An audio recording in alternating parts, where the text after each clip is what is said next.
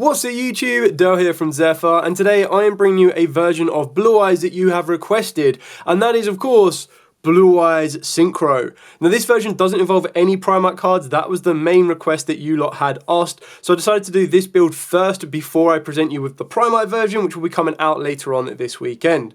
So I've been able to put this build together to utilise both level 12 Synchros and some level 10 Synchros thanks to the help of Zamora, who suggested the Assault Synchron, and I kind of felt, well, it was a good idea. You just kind of wanted to focus more on level 9s. However, if you're trying to make your deck to be more Synchro focused and resolve around Crimson Dragon a lot more, then you can start opening up the door to play something like Assault Synchron and then open up the options to be playing stuff in the form of level 10 Synchros, which can be absolutely amazing.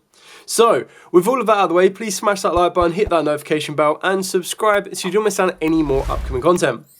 Taking you through the list is pretty similar to most of the other Blue Eyes builds that I've already shown you and got prepared for you, but the only different, or the big difference in this one, is that we do play free Blue Eyes White Dragon. Now the reason we're playing free Blue Eyes White Dragon is because we're not relying on the Primarch engine. We're actually going to utilize Dictator of D in this version in order to give us more Blue Eyes fodder on the board, because Blue Eyes is going to be incredibly important, not only to get you access to a rank 8 that can either be a spell negator or a monster negator, but it can also be utilized to get you into your Synchro level 10s very easily when you then combo this off with Assault Synchron that I'll talk about a little bit later on. We're also playing the one Jet Dragon, so you should see in the basic combos how you can get to Jet Dragon very easily, and it just adds you that additional Blue Eyes monster in the graveyard that can float back and then provide you with lines of protection. For the only other dragon that we are playing that is not a hand trap, we are playing 2 Neo Kaiser Seahorse. Now you can cut this back down to 1 if you want to, and it makes it a bang on 40 card deck. The idea is in this particular version, if you want to be focusing on your Synchros a little bit more, you do kind of need to get direct access to Neo Kaiser Seahorse. The best benefit of something like this as well is when you bridge the Bystial version in this particular engine, that then gives you the option to use this with Blue Eyes to get you into your level 12 Synchro being your Crimson Dragon, or you use this plus a Bystial to get you into your level 10s, which can work its way all the way up to stuff like Disbatter if you need to, and that again adds you another line of recursion as well as another line of interruption. Then of course for the spellcasters, we are maxing it out on Triple Maiden of White. Pretty standard on this card. This card's like an absolute insane addition. If you hard open up this, it means you can play around Droll a little bit better. It also means that your normal Summoner Sage isn't as heavily reliant to search yourself out the Maiden of White. Also, it was mentioned to me, and I didn't even realise this, which is absolutely crazy. I always thought the last line of text naturally would say you can only use each effect of Sage Revisor Blue per turn, but it actually says you can only use this effect, referring to the discard in the hand to turn a Blue Eyes into, turn an effect monster into a Blue Eyes. Its actual on-summon normal effect is not a hard once per turn at all. So the idea is that when you get your additional normal summon off the back of the Mausoleum, if you were to get the Sage Revisor Blue back, you could just normal summon Sage Revisor Blue again, and then if the first one searched you out Maiden, the second one can actually search you out an Effect Veiler. It's a good little notice on that one. I'll try and find the exact comment that mentioned that to me, because they mentioned it to me last night, and I was like, oh my god, how have I been playing Blue Eyes this long and not actually realised that it's not a hard once per turn? I was absolutely shocked. So, yeah, if I'm able to find the comment next to me. So, Elwin Royale, good shout out to you. And then of course for the last spellcaster we are playing the one Master. There are times where this actually comes up very helpful, just that grind and recycle from the graveyard. So playing one of it is absolutely fine, but again, you can cut it down to a 40 card deck by getting rid of it. And then for the supporting tuner that we play is the Triple Assault Synchron. Now the reason we're maxing out on this, and arguably so you could place tuning in the deck if you wanted to, because not only will that give you the ability to search out Assault, it'll also give you the ability to mill it. But the idea is that having multiple Assaults isn't that bad. So you can utilise it as discard fodder off of the back of the Wishes, but on top of that as well, is in the hand, during your main phase you get to special summon it from the hand to paying 700 life points. Also, while it's face up in a monster zone, you can't special summon from the extra except Synchros, which is absolutely fine because that's all you're going to want to do with it anyway. And then on top of that, this is the real important thing, is if a face-up dragon synchro monster you control is tributed or banished, you get to banish this card from the graveyard, and then you get to target one of those monsters and special summon it back, which basically means you can actually loop back your Blue Eye Spirit Dragon because it tributes to summon out another one, which is really, really helpful because it will just give you that additional monster back on the board. Yes, of course, you can't really do a lot with it, but just being able to save your normal summon or even bringing back Spirit Dragon, and then you go normal summon down one of your level 1 tuners in the form of something like Master or Effect Veiler, That will then, even Sage Advisor Blue, that then opens up the door again to make your level 10 synchros, which can be very, very helpful depending on the generic options you want to go for. And the fact of the matter is, Bystial Dispatter just requires a Dragon non-tuner. It doesn't care what the tuner is. So you can get that utilized into another way. So you can special summon down an Assault Synchro into the first level 10, which, as a preview, and I highly advise you picking this up because it keeps the cost down quite nicely, is the Arms of the Gen X Return 0, as this just requires a Dart Tuner, which the Assault Synchron is, and Blue Eyes, which will give you the ability of getting you into a Nib Protector. And then, later on in the turn, once you've made your Spirit Dragon, you tribute off the Spirit Dragon, you can then banish the Assault Synchron, bring back the Spirit Dragon, and then you just normal summon a Veiler, or you have a Veiler, or a Master, or a Sage on the board, and then you Synchro into another level 10, which can very easily be your Dispatter. And then by that point, you'd already have Assault Synchron banished. You already have one of your own monsters banished, so its effect is already live.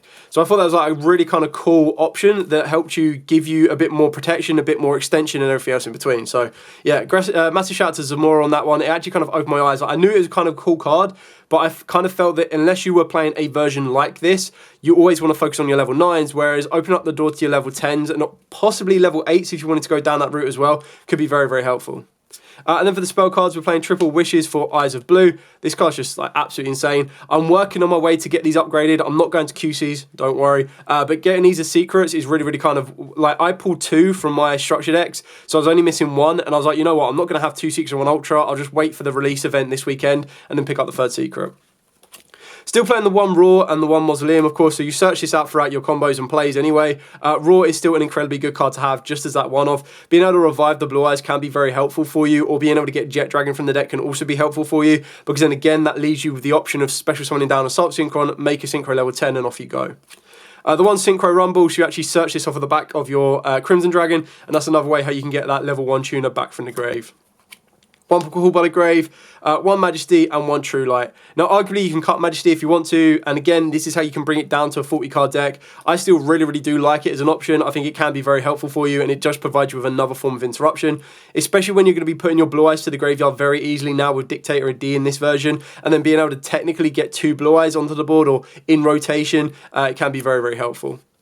And then for the hand traps, we are playing a very small Bystial engine. Now, I've tried to keep it relatively cheap, but then there are cards in here that are crazy expensive. So in regards to something like Druid Swarm, what I'm going to provide you with every single card that I show you that is relatively like $10 or more, I'm going to talk you through different alternatives. So straight away here, a Bull Drake, a Magnamute, and then a Druid Swarm. To swap the Druid Swarm out, you just go for a Saronir. That would be your closest alternative. Or of course, you go for a double up of a Bull Drake, or you can just cut this down to 2 Bystials instead. It's not a card, or it's not a hand trap engine you want to be heavily relying on. It just gives you a very nice option. And then of course everything else came in the structure deck. So 3 Ash Blossom, 3 Nibiru, double effect Veiler, just because it's so easy to get access to. I kind of felt that I didn't want to clog down on multiple effect Veilers. Yes, I know they can be used, but I'd actually much rather target my effect Veilers to search them out than anything else. And then triple Infinite Impermanence. Of course, if you want to and you have access to it, you can play Dominus Purge. If you do play a card like that, you will adapt your deck a little bit more, because there'll be certain cards in the extra deck and of course the Bystials that it will turn off, so you do need to keep that in mind. I just like the idea of keeping it very, very simple and not even need to worry about a possible misplay or a game loss later on in the stages if I'm doing this in a big event and my opponent goes, oh, you activated Purge earlier, and then that could cause issues. Moving on to the Synchros, of course, the most important one will be your Crimson Dragon and also Spirit Dragon as well. But the level 12s that you're going to be able to get off the back of your Crimson Dragon is your Cosmic Blazar Dragon. And then the most expensive one right now, like this is now rocketed up to 40 quid, which is absolutely insane, is the Stardust Surf Dragon. Now, alternative options to this card, you're not going to be able to get a direct option of what this can provide you, because the idea is when you use your Spirit Dragon to bring out a level 12, the level 12, when you get access to the Stardust, will allow you to protect all of your level 12s from being destroyed by the Spirit Dragon's destruction effect. So you can't get a direct access to this. So what you would be doing is you'd be making sure that you don't use your Spirit Dragons during your turn. You want to be really tributing off the Spirit Dragons during your opponent's turn, where at all you could possibly do it, or whatever Light Dragon it brings out, you want to make sure you Synchro off. Now, there are some level 8 Light Dragons that you can consider, and I do have a list of them to my side, and I will be putting them up on the screen so you can visually see them as well. So if you wanted to go down the route and not worry about the Divine Dragon, your Spirit Dragon can get you Judgment, the Dragon of Heavens, which is basically all you're looking at is you're looking at a level 8 light Synchro Dragon monster that you can tribute out. And if you do something like that, then of course you'd add your Assault Synchron to it and you get into a Synchro level 10. The reason you would do something like that again as well is to trigger off an Assault Synchron in the graveyard to bring the Spirit Dragon back, and then you normal summon one of your level 1 tuners, and again, you're ending your board on 2 level 10 Synchros. So this is really important if you want to go down the Spirit Dragon spam route, which basically goes Spirit Dragon, tag out, get you into your brand new Blue Eyes Ultimate Spirit Dragon, and then the second one would tag out into a Crimson Dragon. The Crimson Dragon would target the Spirit Dragon, bringing out the Divine Dragon, which would protect the Ultimate Spirit Dragon from being destroyed, and this would be back in the deck, so you don't even need to worry about it. That's why you're playing this card, that's why this card is so expensive. Keep in mind it's had 2 prints, one in Shining Victories as its original print, and then one in Mega Pack 17. So you can already imagine that straight away that was 8 years ago, which is crazy to even believe. So this could definitely well be due a reprint, so do not be jumping to get this unless you want to be playing Blue Eyes right here, right now at its max potential. The other level 12 that I decided to play is the Red Supernova Dragon. This is just your aggressive option as a level 12 dragon that you can spawn off the back of the Crimson Dragon. Some other level 12 options that you can consider as well, if I haven't gone through them already, is the Crystal Clearwing, which I showed you in my previous profile as well. Basically, any level 12 dragon monster that you personally would like to play, as long as it gets an advantage when you summon it, is definitely worth looking into. But what I try to like to do is obviously your direct access to Blue Eyes, which comes off of the back of your Spirit Dragon. You've got a Cosmic Blazar Dragon, which in my opinion is probably one of the best defensive options. You've got your Red Supernova as your aggressor, and then of course you've got your Divine Dragon as your protector. But like I said, I know not everyone will have access to this card, so that's why I'm trying to provide you with different alternatives. And then of course you've got your 2 Spirit Dragon. You can play 3 if you want to, but honestly I was trying to focus less so on relying on this card heavily, and more so using 2 of it, and then still have ways to hard summon out stuff like Crimson Dragon, which would be a Blue Eyes plus the Kaiser Seahorse. And then of course to get to your level 10s, I decided to go with the Arms of the Gen X Return 0. For those of you unfamiliar with this, it requires a Dark Tuner and then any non-tuner monster. And then when your opponent activates a monster effect, you get a quick effect to banish a monster from your graveyard with the same attribute. Negate the activation if you do destroy it. So obviously you're naturally putting light monsters into your graveyard anyway, which means you've got direct protection from the Biru if you make this early enough. Then when you're adding stuff like your Assault Synchron, you start adding stuff like Ash Blossom into the graveyard. And if you were to start messing around with stuff like Ghost Mourners, Ghost Bells, you start to build up disruptions for different attributes. You can only banish the 1 attribute per turn, and what I mean by that is you can only banish 1 light, 1 dark, 1 earth. You can banish 1 of each, you just can't banish 2 lights in a particular turn. But each turn it comes back to you, you'll still get that protection, which is a really kind of cool option. Chaos Angel, because whether you have a tuner or not, the chances are more times than not you will have the tuner to actually use it properly. But this with a Blue Eyes, so like your Assault Synchron plus a Blue Eyes gets you both effects on your Chaos Angel, and because you're then going more Synchro heavy, to get the protection that monsters you control can't be destroyed by battle, and also your Synchros are unaffected by your opponent's monsters effects, is just incredibly insane. The last 10, of course, is the Bystial Dispatter. Again, as other options, if you don't have access to the Chaos Angel, this is definitely the one that I would advise you going for early doors. You can still get a Bystial Dispatter, I believe, for about £10. But then when you're looking at other options as well that you can consider stuff like Azure Eyes, which would be another one that comes off your Spirit Dragon. You've also got Time Lord, the Vorp Gate. I just like this is another level 10 generic Synchro that can't be destroyed by battle. All card effects, you take no battle damage for it, and then at the end of the damage state, if it was special summon from the extra deck, you activate the effect, banish all monsters. Let me get this text right. Activate this effect, banish all monsters your opponent controls. Also, for the rest of the turn, halve the battle damage your opponent takes, which is absolutely fine.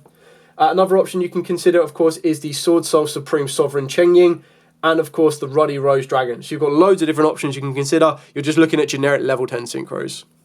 Now I'm still playing 2 fusion monsters in this deck. I'm still playing the Neo Blue Eyes Ultimate Dragon because you naturally want to be equipped in it with your plays, and then that still opens up the door for you to be able to make your Blue Eyes Tyrant Dragon, which I still feel is really great against trap decks, but it's also a way of getting the Neo Blue Eyes into the graveyard, and then you still get a level 8 on the board that you can still use for your Synchro plays. I'm still playing the 1 Galaxy Eyes Photon Lord. Again, you can sub this out for any of the pre-mentioned Synchro monsters you want to. This is just one of them ones that if I was to go Dictator of D very early and get 2 Blue Eyes in rotation, I overlay into go to Galaxy Lord, and that protects you from Nibiru. Obviously, that would be dictated by what else is in my hand in order to kind of extend my plays, but you could also swap this out for number 38 Galaxy, Hope Harbinger, and that gives you your spell protection if you're worried that your opponent is siding in board breakers, or they might have a spell that could be pivotal to their play that you can switch off. So you've got loads of different options. Again, this is what I love about Blue Eyes, is you have so many different flexible options. Someone even mentioned to me previously, and apologies, I don't have their name to hand, but they also mentioned that they use the Magician's Souls engine. And the way behind that was you use a very small Magician Souls engine, which gets Dark Magician to the board, and then you work your way to a Blue Eyes, and off of the back of an Abyss Dragon, you search out Polymerization. You activate Polymerization using Dark Magician and a Dragon, and you actually get yourself a Dragoon, which I thought was like a really kind of cool option, so that's something you could look into. And then the last links we are playing is 2 Spirit with Eyes of Blue. Just recycling that Blue Eyes can be very important. And of course the Run Hieratic Seal of the Heavenly Spheres. If you wanted to make it more Synchro oriented, as you saw there's like 6 cards that are not Synchro monsters, you can go all out. I think you would be foolish not to play at least Spirit with Eyes of Blue at 1. And then I still like these options here so that you don't just get deburied and passed. You still have ways of being able to present a Fusion Monster to deal with back row, an XYZ to deal with monster effects, and then a Link monster that non-target bounces, which will allow you to gain resource when you bounce and then get to go for a Magnamute or any type of monster that you might need or might want. So that's it for the entire profile. If you do have any questions at all, by all means, please put in the comments down below. Obviously, this is not the perfect build. I still feel that Primite is the stronger version of the deck. However, I fully understand that Primite Lordy Lord is £50 a copy right now, which is absolutely crazy. And then once you start adding in your Primite Ether Barrels, you're probably looking at a well over $200 investment just to play that very small engine. So I thought, you know what would you then put in that Primite engine space? Well, simply for this particular version, what I've put in that Primite space, which will be different from my Primite build, is I've taken out 3 Ether Barrels and I've put in 3 Assault Synchrons. I've taken out, just so these are direct replacements, I'll see if I can find my Primites as well so you can see exactly what I've taken out. So I've added in a 3rd Blue Eyes because I wasn't playing Primite Raw in this version, and then of course I've added in 2 Dictator of D. So the idea behind that one is, there we go. You'd have your 3 Ether Barrels here, you've got your 3 Lordy Lords here, and then you've got 2 more flex spots. One card is bumping this up to a 41 card deck, which is your Neo Kaiser Seahorse, which would be your Primite Raw, and then the other one is your Primite Drill Beam, which is really up to you on what you want to play. You can add anything in. Obviously a more heavy Synchro option, you do play Synchro Rumble, but then of course you do also have options to your Bystials and everything else you need to. So to cut it back down to a 40 card deck, if you want to play the Primite engine, 3 Ether Barrel, 3 Lordy Load, and then of course the 1 Drill Beam, and that's pretty much what I've done sub for sub to kind of fill this up for you as a Synchro orientated option. And again, even the cards that are not in the structure deck, which is absolutely mind-boggling to me, for the main deck, you are literally only missing like 3 cards. 3 to 4 cards, and even then what you need to do is you can also consider getting hold of Bingo Machine Goes, and Bingo Machine Goes can replace for a bit more consistency, and that consistency will lead you into more copies of Wishes if you need to, and then that will in turn lead you to Maiden and Sages and everything else. So that's where your consistency will come back into rotation. But the fact of the matter is 45 cards are all in the structure deck. Like, they're all there ready for you. I've added 6 cards. Now, prior to this video and prior to the last time I checked these, Secret Rare Assault Synchrons were like £3 a copy, which is mental. So $10 investment there gets you that.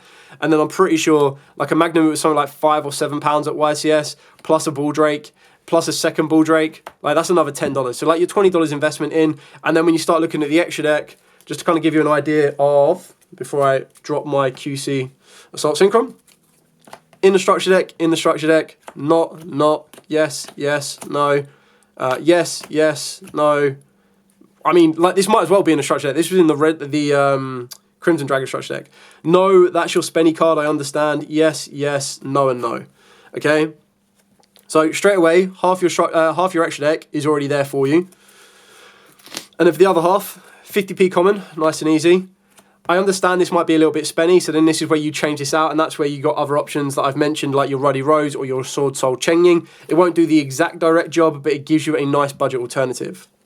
This is the expensive card you're going to want for the extra deck. This is what's going to facilitate the rest of your Synchro plays. Yes, this is an amazing option to have, but I understand that to rush out and buy a card that's only had 2 prints in like 8 years at £40 a copy would be absolutely insane. So I fully understand if you wanted to sub that out and put that into any other level 12 Synchro monster that you very well can do. And there's a lot of cheap options. Like I've already mentioned, the Crystal Wing, which is probably to one side somewhere. The Crystal Wing is a great option for that because, again, it's not going to do it exact replacement, but that's why you save your Spirit Dragons, and then that will give you a little bit more to play around with. And the rest of the cards, the Gen X, I think a lot of people undervalue this card massively. This was in Battles of Legend TR, which was last year, and I can't remember the exact, Terminal Revenge, I believe it was. So this one should be relatively cheap and easy to pick up. Cosmic Blazer came as a promo in the Mega Tin, so again, it was like £3, very easy to pick up. Bystial Spatter might be a little bit tricky to pick up, but again, if you get access to it, go for it. It's like £10. I think I bought my secret copy on eBay, and then the Galaxy Lord was like £10 as well. So fully understandable, but straight away, as long as you own a Crimson Dragon, because right now these are going up in price as well. Fingers crossed this is in Rarity Bonanza, but again, we don't know. So I feel that once you invest another $50 into this deck, you would be able to get a Crimson Dragon, plus the bit of the main deck stuff that you might want, and then you get to choose between these options. Like these would be very easy to get, and then these. But it's also another one of the ones that you do need to consider that if you're like, okay, I can't afford a Crimson Dragon, how else can I play this? Well, as long as you can get your Assault Synchrons, wherever the third one may be, as long as you can get your Assault Synchrons, again, straight away, you unlock the option to play these two cards right here. And then if you're like, right, okay, cool, maybe I don't have this. That's a Hope Harbinger Galaxy Titanic.